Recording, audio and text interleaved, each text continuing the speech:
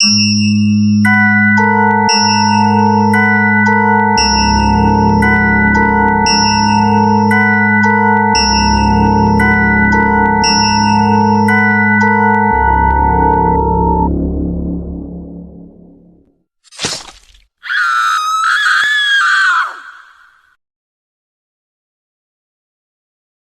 everybody, welcome to Chop and Slice. My name is Michael and this is Brandon. We are here to review Insidious, The Red Door. That's right. It was we just saw it at the theater. It was okay, I guess. Nothing too special. It was a beautiful film. First and second were definitely better. I've actually never seen the third and fourth. Insidious 3 and Insidious 4, The Lost Key. I'm not really big Insidious fan. I just kind of watch this movie for the sake of fact it's new release and might as well put it out there. We'll probably be reviewing the other ones later down the road, but for now, this one will do. Let's get into it. Michael, what were your thoughts on this movie? My thoughts on this movie is it was okay. Not the best Insidious. Definitely preferred 1 and 2 and 3 and 4. So this is probably actually my least favorite Insidious, as it's just not very scary at all, and the practical effects sucked. Mostly it was CGI, but it was filmed really well, very beautiful. It felt more of a high-budget film than the first two, definitely more than the third even, so I thought it was okay. It definitely had its moments. It had its pretty good jump scares. The moment that really sticks out to me is the moment in the MRI machine, whatever. That was actually pretty freaky. Yeah, that was pretty cool. Patrick Wilson returning he's a great actor. Love him in this series and Conjuring. He actually directed this film as well. He did a pretty good job directing it. Felt like the script could be better. Yeah, it just wasn't the best. Movie starts off kind of slow. I did like the characters. I liked Dalton. Dalton was pretty cool. And his friend, I believe her name was Chris. Chris, yeah, she brought a comedy side. She was very energetic. She was a very energetic character, so I liked that. She was very energetic. Dalton's kind of calm, Yeah. kind of in his thoughts. They were a great contrast to each other. So in the opening, we see that Josh Lambert and his ex-wife, because they got a divorce, we find out Renee Lambert, were at a funeral for Josh's mother, who was represented. She was in the first and second movie. She was a great character too. I really liked her character in the second mainly, but we found out she passed away. Then, it's kind of like a shell shock that they got divorced, so you're already thinking what happened. You can already kind of guess. Throughout the movie, we see these weird things. You see that we find out about Josh's dad. Pretty much just digging up the past. This was pretty much just a money grab type of movie. Yes, I would agree with that. Yeah, just definitely a money grab. It was just kind of whatever. It's new Insidious movie. Throw it out there. Just whatever. Just make money on it. It felt like the ending to the second one was very well done. They forgot all their memories and they could be happy again, but Dalton was made to believe that he was in a coma. And all that. And I did like that it was the same actor who played Dalton as the child actor. I thought that was very cool, unique. You don't see that a lot in movies nowadays. So 9 years later, they've got the same character, and he's a very good actor in this. I did appreciate his acting ability. Patrick Wilson, like I said, was great in this movie. I just wish they were kind of doing their own separate things. It just wasn't very scary. Well, they kind of were, though. It's like they barely had, like, any... Well, no, they were doing their separate things. I meant that I wish they were more together figuring it out. Because it's kind of strange that it just randomly both started happening to each other at the same time. Just very random, but And it's crazy how they kind of go into the ghost world. It is. I don't quite understand that. They don't really explain why Josh's dad, Ben, is coming back to look for him either.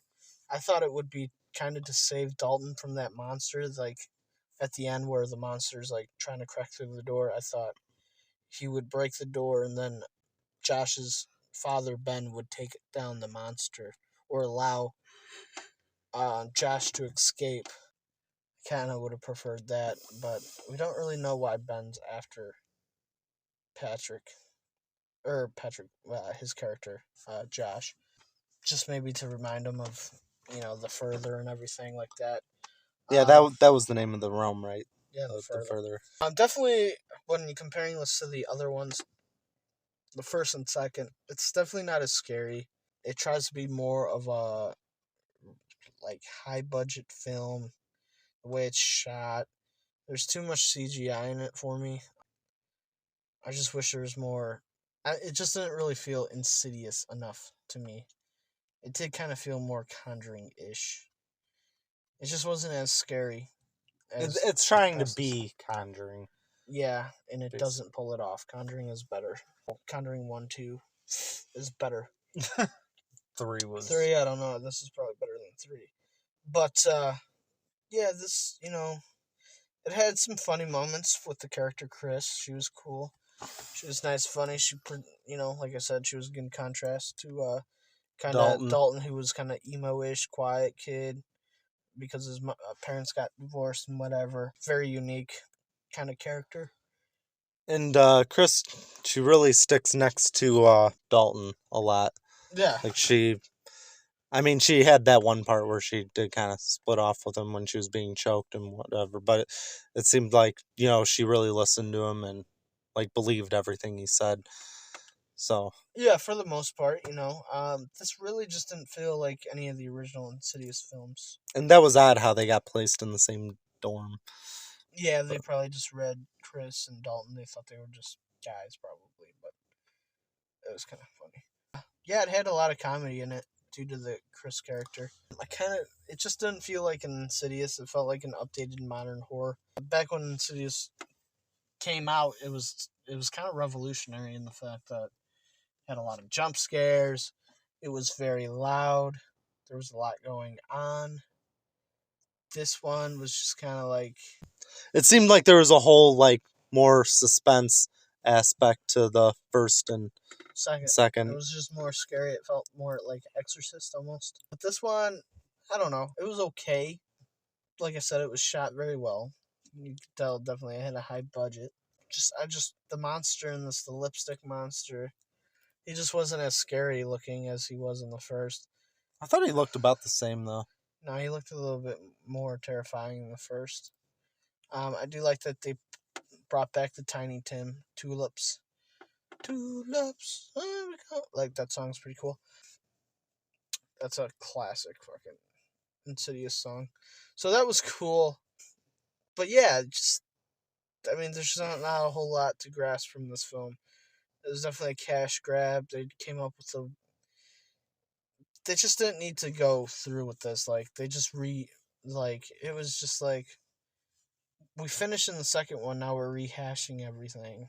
They're just using the Insidious name to basically try to make money and try to get you in the door and sell their tickets, and it's just another movie they just threw out there. I mean, it's better than Reborn, I'll say that, but it wasn't bad, but it just wasn't that. It just wasn't scary. I wasn't like too invested. It was like they had good characters. I enjoyed the characters. Like I said, I liked Dalton. I liked Chris.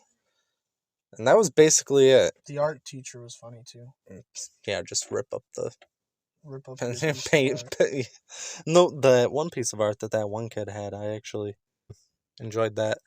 It was actually a really good piece of art there. It was very cool to see Elise come back as a cameo. That was kind of cool as she died in the first Insidious, but she's been in every movie since pretty much. She's a great character. She's one of the staples of this series, so it was cool to see her come back at the end.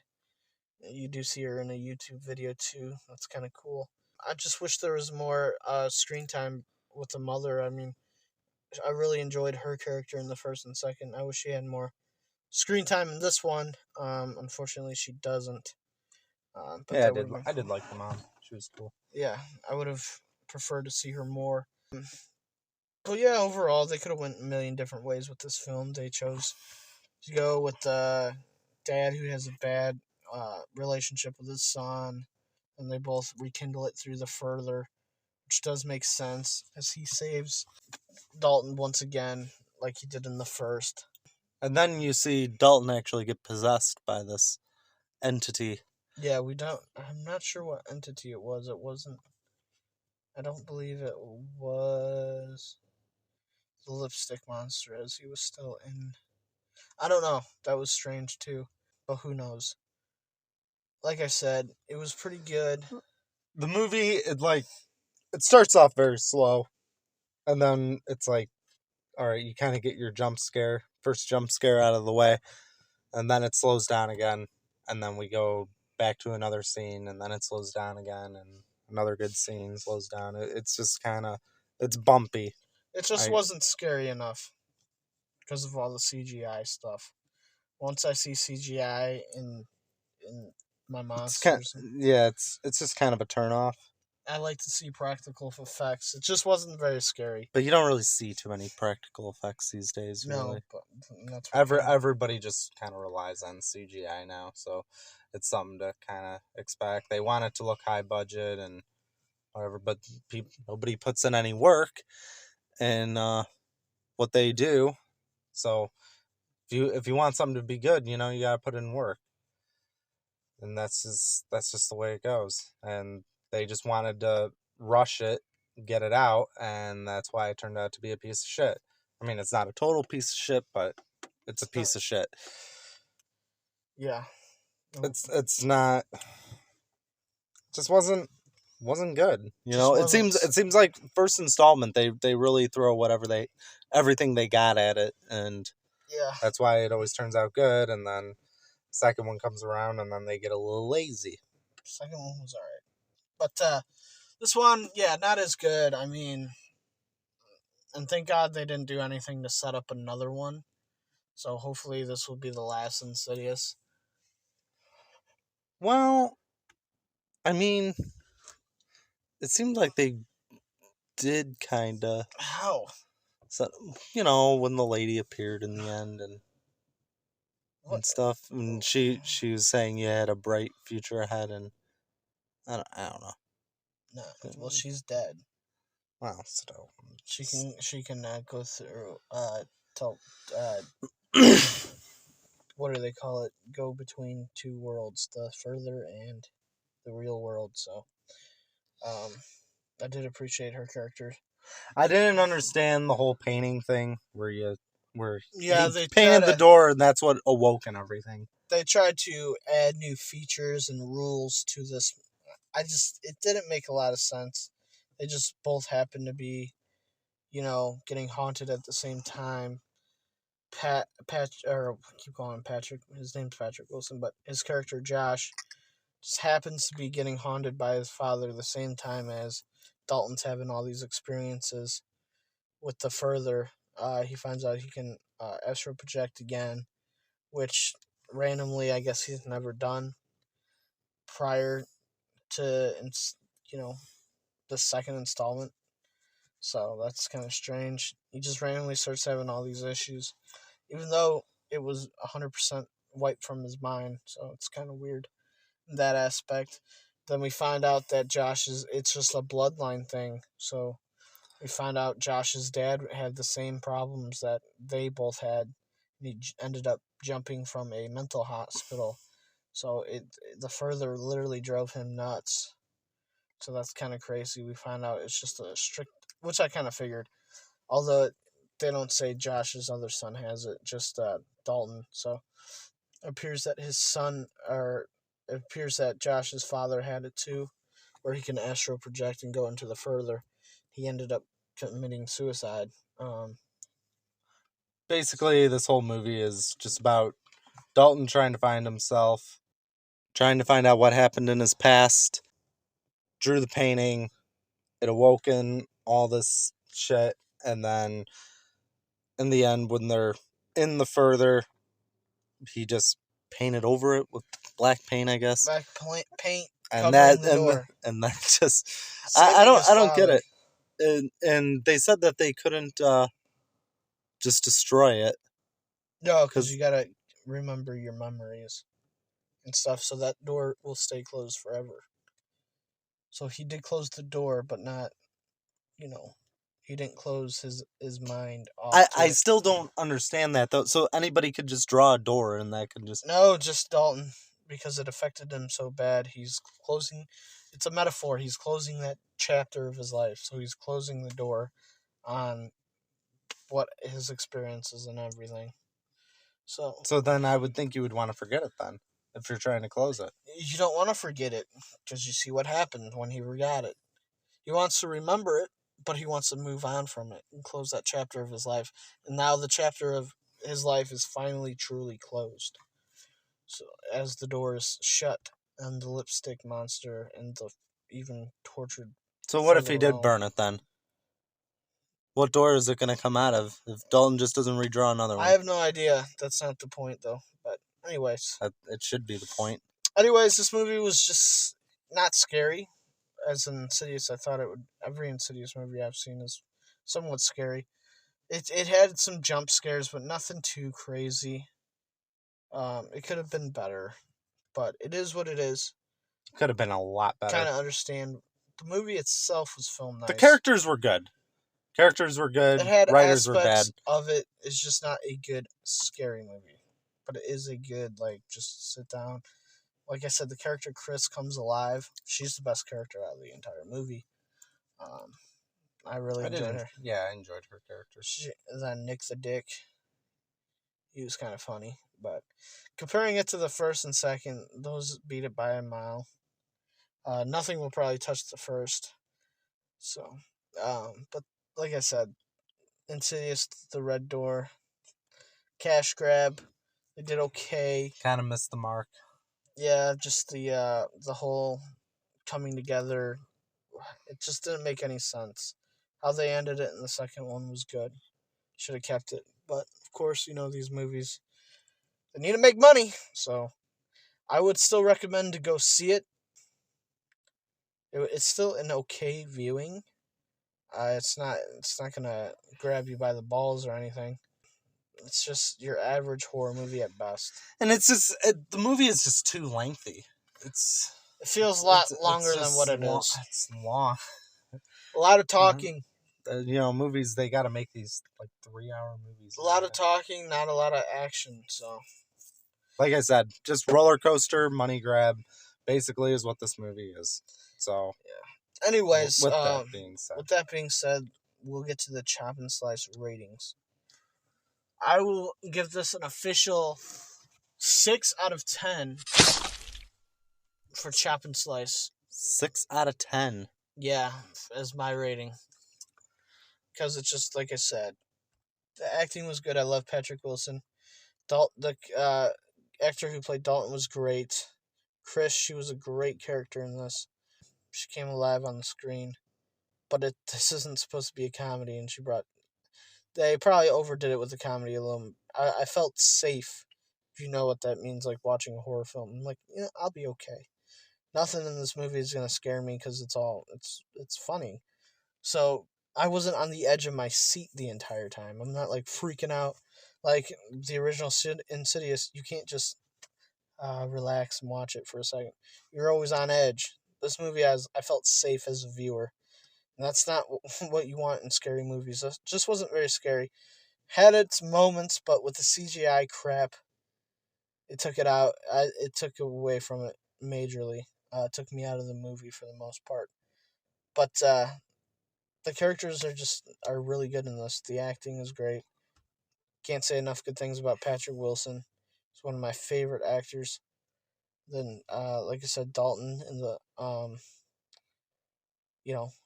it was a good movie, but it just wasn't scary. So, with that being said, like I said, I give it a 6 out of 10. Bren? I'm going to go 4.5. Holy beep. Yeah, 4.5 for me. Like I said, I mean, the only thing that really brings it to the 4.5 is really just the characters. I liked Dalton. I liked Chris, and I did kind of enjoy the MRI scene. That That was was a good scene. yeah, that was a good scene. But other than that, to expand on what you said, feeling safe when watching this movie, when you watch a horror movie or any kind of scary movie, it's supposed to make you feel uneasy, and Yeah. I just didn't feel that. I didn't feel uneasy watching this movie. It's a horror movie is supposed to make you not feel comfortable when watching it. It's supposed to be like a roller coaster ride, and it just wasn't that for me. It just wasn't.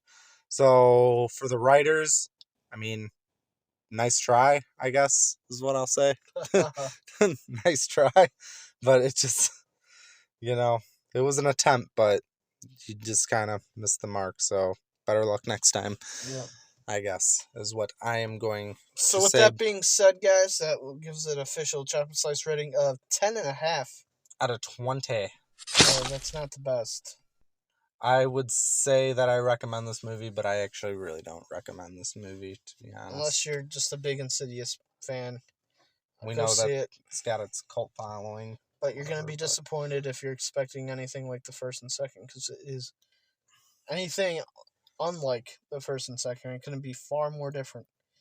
It's a feel good movie with, you know, I don't know. The first was great. The ending of the first one doesn't get a better ending than that in the first one. This one was just a feel good, just a happy go lucky movie. And to me, that's not what horror should be. So, yep, guys, that's gonna do it for this review on Insidious the Red Door. Maybe if it was a blue door, it would have been better. why a blue door? Why not? Black door, green door. Just the red door didn't work. Figure out a different color door and do that next, I guess. Alright, guys. So that wraps it up. Please like and subscribe if you like. And We will see you in the next one. we will see you in the further. Take care, guys.